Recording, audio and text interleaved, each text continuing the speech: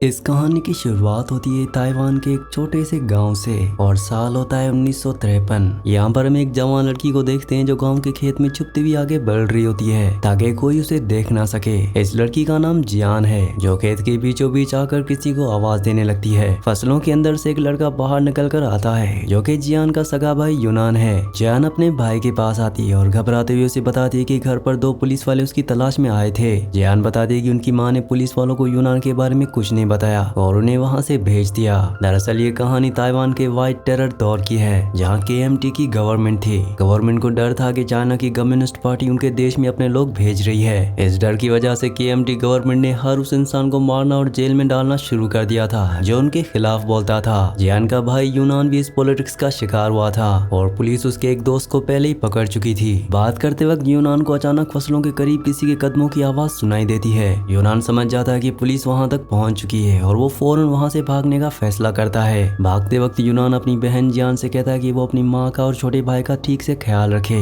यूनान तेजी से खेत से निकलकर भागता है और दो पुलिस ऑफिसर्स उसके पीछे भागना शुरू कर देते हैं। अब यहाँ से कहानी एक साल आगे चली जाती है पर इस एक साल में यूनान की कोई खबर नहीं आती। उस खेत से भागने के बाद से यूनान कभी वापस लौटकर अपने घर नहीं आया। अब इसके बाद हम जियान और उसके छोटे भाई को देखते हैं जिनके माँ बाप अब इस दुनिया में नहीं रहे। ये दोनों भाई बहन अब अपने अंकल और आंट के घर में रहते हैं जहाँ उनके पहले से दो बेटे हैं। जियान की आंट उसे घर का बहुत सारा काम करने को देती है और उसे लगातार ताने मारती रहती है। आंट कहती है कि इन दोनों नए बच्चों का खर्चा उठाना उनके लिए बहुत मुश्किल हो रहा है, लेकिन जियान का अंकल अपनी वाइफ को चुप करवा देता है और कहता है कि ये दोनों बच्चे अब उसकी जिम्मेदारी हैं। तभी घर के दरवाजे पर एक बूढ़ा आदमी आता है जिसके हाथ में गवर्नमेंट का एक ऑफिशियल नोटिस होता है। वो बूढ़ा आदमी थोड़ा घबराया हुआ होता है और वो नोटिस जियान के अंकल को पकड़ा देता है। आदमी बताता है कि गवर्नमेंट ने नोटिस भेजा है कि उन्होंने जियान के भाई यूनान को मार दिया है। वो बताता है कि यूनान की बॉडी इस वक्त पैराडाइज फ्यूनरल होम में रखी हुई है। वो ऑर्डर देता है कि फैमिली वाले वहां जाकर यूनान की बॉडी को क्लेम करें ताकि उसका फ्यूनरल हो सके। आदमी वार्न करता है कि अगर कुछ दिनों में बॉडी नहीं ली गई तो वो लोग उसे मास ग्रेव में दफन कर देंगे।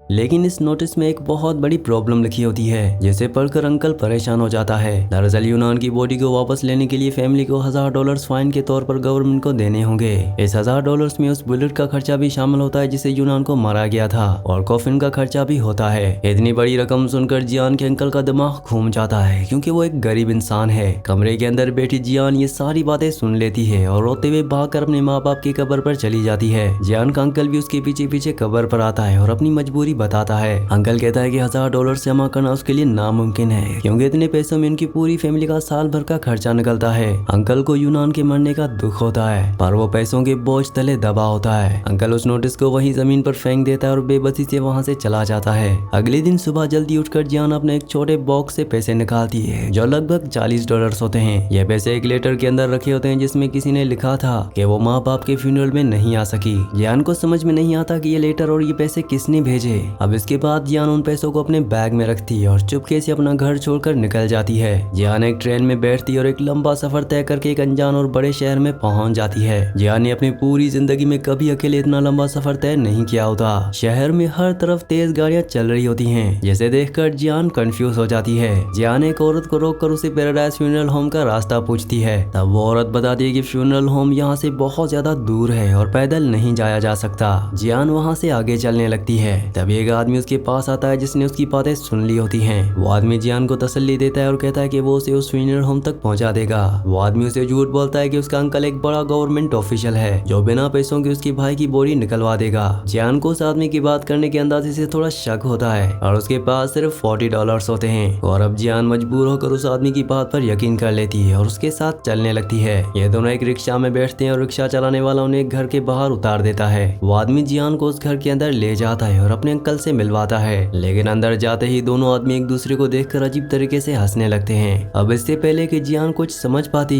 तभी वो आदमी उसे धक्का देकर कमरे में गिराता है और दरवाजा लॉक कर देता है। दोनों आदमी जियान को पकड़ते हैं और उसके हाथ पैर मोटी रस्सियों से बांध देते हैं। दरअसल ये दोनों आदमी ह्यूमन ट्रैफिकर्स हैं जो लड़कियों को ब्रोथल में बेचने का काम करते हैं। तभी बाहर दरवाजे पर किसी के जोर जोर से नॉक करने की आवाज आती है। बाहर वही रिक्शा चलाने वाला आदमी खड़ा होता है क्योंकि जियान अपना बैग उस रिक्शा में भूल गई थी। रिक्शा चलाने वाला उस आदमी से कहता है कि वो उस लड़की को बाहर बुलाए ताकि वो उसका बैग दे सके, लेकिन वो आदमी झूठ बोलता है कि यहाँ अंदर कोई लड़की नहीं आई और दरवाजा बंद करने लगता है। तभी अंदर से जियान के जोर जोर से चीखने और मदद मांगने की आवाज आती है। रिक्शा चलाने वाला फौरन दरवाजा खोलता है और तेजी से उस कमरे की तरफ भागता है। कमरे में जाते ही वो जमीन से एक पत्थर उठाता है और उस ट्रैफिकर के सर पर जोर से मारता है। ट्रैफिकर पत्थर की चोट से वहीं बेहोश होकर गिर जाता है। रिक्शा चलाने वाला आदमी जल्दी से जियान के हाथ पैर की रस्सियां खोलता है। रस्सियां खुलते ही जियान डर के मारे तेजी से घर से बाहर भागती है। रिक्शा चलाने वाला उसके पीछे भागता है और उसे रोककर उसका बैग वापस करता है। जियान इस वक्त पूरी तरह डर चुकी होती है और उसे इस शहर में किसी पर भी भरोसा नहीं होता। अब इसके बाद हमें पता चलता है कि इस रिक्शा चलाने वाले आदमी का नाम चाव है। चाव अपना बैग देकर वहाँ से जाने लगता है। तब जियान डरते हुए उसके पीछे पीछे चलने लगती है। ये देखकर चाव को जियान पर तरस आता है और वो उसे अकेला छोड़ने के बजाय अपने साथ ले जाता है। जियान चाव को पूरी बात बताती है कि वो फ्यूनरल होम अपने भाई की बॉडी लेने के लिए आई है। चाव जियान को एक मार्केट में ले जाता है और कहता है कि $40 में बॉडी वापस नहीं मिलेगी। जियान अपने बैग से एक पुरानी घड़ी निकालती है और चाव को बताती है कि ये उसके भाई यूनान ने उसे दी थी। जियान और चाव उस घड़ी को बेचने के लिए एक दुकान पर जाते हैं। दुकानदार उस घड़ी को देखता है और सिर्फ $90 देता है, जो बहुत कम रकम होती है। अभी भी जियान के पास टोटल $150 से भी कम पैसे होते हैं, जो $1000 से बहुत दूर हैं। चाव जियान को लेकर एक जुआ खेलने वाली जगह पर जाता है ताकि वो पैसों को डबल कर सकें। शुरू में चाव 2-3 बार जीत जाता है और उनके पैसे बढ़ने लगते हैं, लेकिन कुछ ही देर बाद चाव बाजी हार जाता है और उनके जमा किए हुए सारे पैसे खत्म हो जाते हैं। जैसे ये दोनों बहुत मायूस और दुखी होकर उस जगह से बाहर आते हैं। चाव कहता है कि उन्हें एक बार पैराडाइज फ्यूनरल होम जाकर उनसे ठीक से बात करनी चाहिए। ये दोनों पैदल चलकर उस फ्यूनरल होम के दरवाजे पर पहुंचते हैं, जहाँ एक ऑफिसर खड़ा होता है। चाव उस ऑफिसर से बॉडी के बारे में पूछता है तो ऑफिसर कहता है कि आज टाइम खत्म हो चुका है, तुम लोग कल आना। तब चाव अचानक उस ऑफिसर से किसी और इंसान की बॉडी के बारे में सवाल करने लगता है। ऑफिसर गुस्से में आता है और उन्हें ठीक से जवाब दिए बिना वहाँ से भगा देता है। बाहर आकर जियान चाव से पूछती है कि वो किस दूसरे आदमी की बॉडी ढूंढ रहा था। चाव बताता है कि आर्मी छोड़ने के बाद वो रिक्शा चलाने लगा और उसे एक सिगरेट कंपनी में जॉब मिली थी, लेकिन वो सिगरेट कंपनी बंद हो गई, जबकि उसके दोस्त ने आर्मी नहीं छोड़ी। चाव बताता है कि उसका दोस्त चुपके से कम्युनिस्ट बन चुका था, जिसका चाव को भी पता नहीं था। गवर्नमेंट ने उसके दोस्त को पकड़ लिया और उसे मार दिया, क्योंकि उसके दोस्त का दुनिया में और कोई नहीं था। इसलिए चाव उसकी बॉडी लेकर उसे दफनाना चाहता था। अब ये दोनों सड़क पर बैठे सोचते हैं कि अब पैसे कहाँ से आएंगे। जियान अपने बैग से वो लेटर निकालती है जिसमें उसे पैसे मिले थे। जियान बताती है कि ये लेटर उसे उसकी बड़ी बहन फेंग ने भेजा था, जिसे वो आज तक नहीं मिली। फेंग इसी शहर में रहती है और जियान के पास उसका एड्रेस होता है। चाव हैरान होता है कि जियान अपनी सगी बहन से आज तक क्यों नहीं मिली। अब इसके बाद ये दोनों उस एड्रेस पर जाते हैं, पर वहाँ का मालिक बताता है कि फेंग अब यहाँ नहीं रहती। मालिक उन्हें फेंग का नया एड्रेस दे देता है। इन्हें फेंग का घर ढूंढते ढूंढते रात हो जाती है और चाव किसी तरह पूछ कर उस नए एड्रेस पर पहुंच जाता है। ये एक क्लब जैसी जगह होती है, जहाँ जियान पहली बार अपनी बड़ी बहन फेंग को स्टेज पर परफॉर्म करते हुए देखती है। अपनी बहन को स्टेज पर देखकर जियान की आंखों में आंसू आ जाते हैं। परफॉर्मेंस खत्म होने के बाद चाव वहाँ से जाने लगता है और कहता है कि उसका काम खत्म हो गया। जियान चाव को जाते हुए देखती है और उसके चेहरे पर एक हल्की सी मुस्कुराहट आ जाती है। इस अनजान और खतरनाक शहर में जहाँ लोग उसे बेच रहे थे, वहाँ चाव ने एक बड़े भाई की तरह उसका साथ दिया था। चाव को देखकर जियान को अपने भाई यूनान की याद आती है। अब रात को फेंग जियान को अपने साथ बैठाती है और उस शहर में आने की वजह पूछती है। जियान रोते हुए बताती है कि यूनान को मार दिया गया है और अब वो उसकी बॉडी लेने आई है। यूनान की मौत की खबर सुनकर फेंग का दिल पूरी तरह टूट जाता है। फेंग ठीक उसी वक्त अपने स्टेज बॉस के पास जाती है और उसे $1000 एडवांस मांगती है, लेकिन बॉस इतनी बड़ी रकम सुनकर मना कर देता है, क्योंकि इसके शो अभी ठीक नहीं चल रहे होते। फेंग अपने पास रखे हुए $138 निकालती है। फेंग $38 अपने पास रख लेती है और बाकी $100 जियान को दे देती है। क्लब में काम करने वाली दूसरी औरतों को जब जियान की तकलीफ का पता चलता है, तो वो भी अपने पास से $24 दे देती हैं। तभी क्लब के अंदर एक आदमी आता है और फेंग का हाथ पकड़कर उसे अपने साथ घर चलने को कहता है। फेंग गुस्से में अपना हाथ छुड़वाती है और उसके साथ जाने से सख्ती से मना कर देती है। उस आदमी के साथ एक बूढ़ा आदमी भी आता है, जो असल में उसका फादर है। बूढ़ा आदमी फेंग से कहता है कि वो यहाँ नाचे नहीं, क्योंकि उसने फेंग को खरीदा हुआ है। यहाँ हमें फेंग की लाइफ का पास्ट पता चलता है। बचपन में गरीबी की वजह से फेंग के माँ बाप ने उसे इस बूढ़े आदमी को बेच दिया था। उस बूढ़े आदमी ने फेंग को अपने घर में पाला,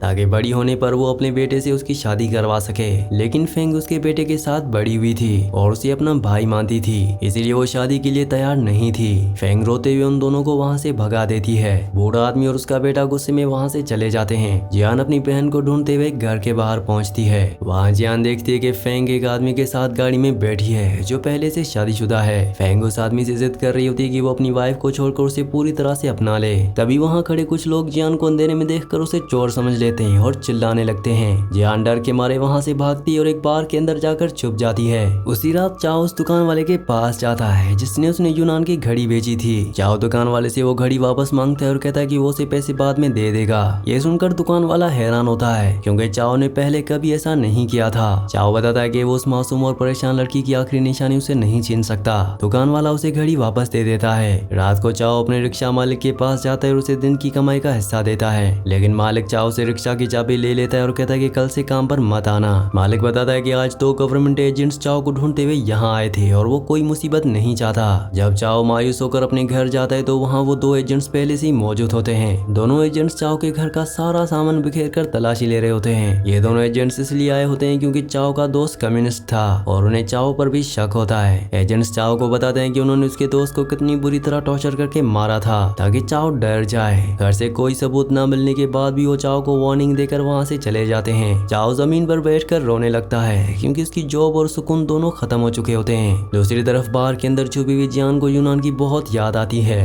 रात के वक्त एक पुलिस ऑफिसर बार के अंदर आता है और जियान को वहां छुपा हुआ देख लेता है। ऑफिसर जियान को पकड़कर पुलिस स्टेशन ले जाता है। इस ऑफिसर का नाम येंग होता है। स्टेशन में येंग जियान से सख्ती से पूछता है कि इतने पैसे उसके पास कहां से आए। जियान रोते हुए पूरी बात बताती है और गुस्से में पुलिस वालों पर इल्जाम लगाती है कि उन्होंने उसके बेकसूर भाई को मारा है। जियान के इल्जाम लगते एक दूसरा ऑफिसर पीछे से आता है और अपनी लेदर बेल्ट निकालता है। वो ऑफिसर जियान को बेल्ट से बुरी तरह मारना शुरू कर देता है। ऑफिसर येंग आगे बढ़ता है और उस ऑफिसर को रोककर जियान की जान बचाता है। कुछ घंटों बाद सुबह हो जाती है और पुलिस के दूसरे ऑफिसर से एक आदमी को पकड़कर स्टेशन ले आते हैं। ये आदमी नशे की हालत में होता है और उसने किसी से झगड़ा किया होता है। दरअसल ये आदमी कोई और नहीं बल्कि चाओ है। चाओ और जियान पुलिस स्टेशन में एक दूसरे को देखते हैं और उनके चेहरों पर खुशी आ जाती है। ऑफिसर येंग एक अच्छा इंसान होता है। वो जियान को खाने के लिए ब्रेड देता है। येंग जियान का सारा सामान उसे वापस करता है और उसे स्टेशन से बिना किसी चार्ज के आजाद कर देता है। बाहर आकर जियान चाओ से मिलती है और उसके पास फ्यूनरल होम को देने के लिए पैसे अभी भी बहुत कम होते हैं। जियान रोते हुए चाओ से एक बहुत ही दर्दनाक बात कहती है जिसे सुनकर चाओ डर जाता है। जियान चाओ से कहती है कि वो उसे $800 में किसी ब्रोथल में बेच दे।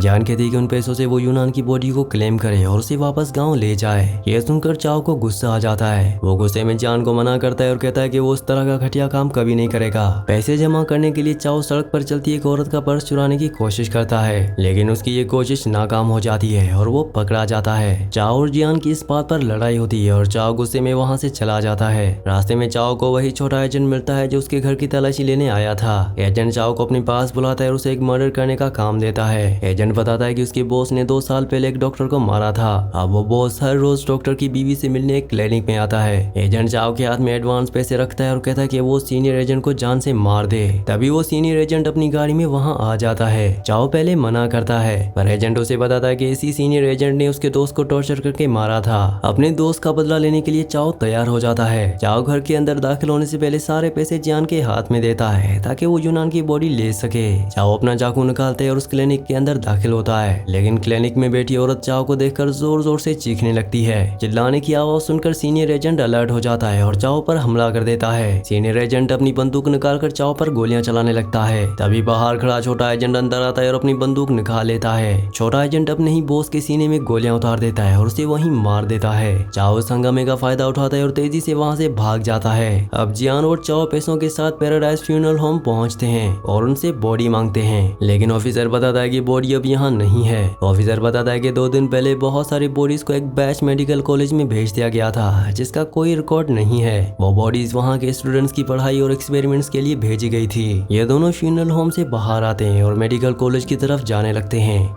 रास्ते में अचानक वही ट्रैफिकर्स का ग्रुप आ जाता है और चाओ और जियान पर हमला कर देता है। इसी दौरान वहां पुलिस की गाड़ियां आ जाती हैं और ट्रैफिकर्स को पकड़ लेती हैं। पुलिस स्टेशन में फेंग जियान को लेने के लिए आती है। तभी वहां वही छोटा एजेंट आता है जिसने अपने बॉस को मारा था। छोटा एजेंट पुलिस वालों को ऑर्डर देता है और चाओ को अरेस्ट करवा देता है क्योंकि चाओ उसके मर्डर का इकलौता गवाह था। चाओ को पता चल जाता है कि अब उसकी जिंदगी खत्म होने वाली है। चाओ आखिरी बार जियान को देखता है और पुलिस वाले उसे घसीटते हुए ले जाते हैं। जियान चाओ को जाते देखती है पर उसके लिए कुछ नहीं कर कर पाती। अगले दिन जियान और फेंग मेडिकल कॉलेज में जाते हैं और यूनान की बॉडी ढूंढ निकालते हैं। जब डॉक्टर्स बॉडी के कपड़े खोलते हैं तो जियान अपने भाई को देखकर पूरी तरह रोने लगती हैं। जियान को यूनान की पुरानी बातें और कहानियां याद आने लगती हैं। दोनों बहनें यूनान की बॉडी को ले जाकर उसकी आखिरी रस्में पूरी करती हैं। इसके एक साल बाद हम देखते हैं कि फेंग अपने छोटे भाई को गाँव से शहर ले आती है और उसे स्कूल में दाखिल करवाती है। यहाँ से कहानी 50 साल आगे चली जाती है और हम एक हॉस्पिटल का मंजर देखते हैं। जियान अब एक बूढ़ी नानी बन चुकी है और अपनी बेटी के साथ ब्लड प्रेशर चेक करवाने आई है। हॉस्पिटल की वेटिंग चेयर्स पर जियान की नजर एक बूढ़े आदमी पर पड़ती है। जियान ध्यान से देखती है तो उसे पता चलता है कि ये बूढ़ा आदमी कोई और नहीं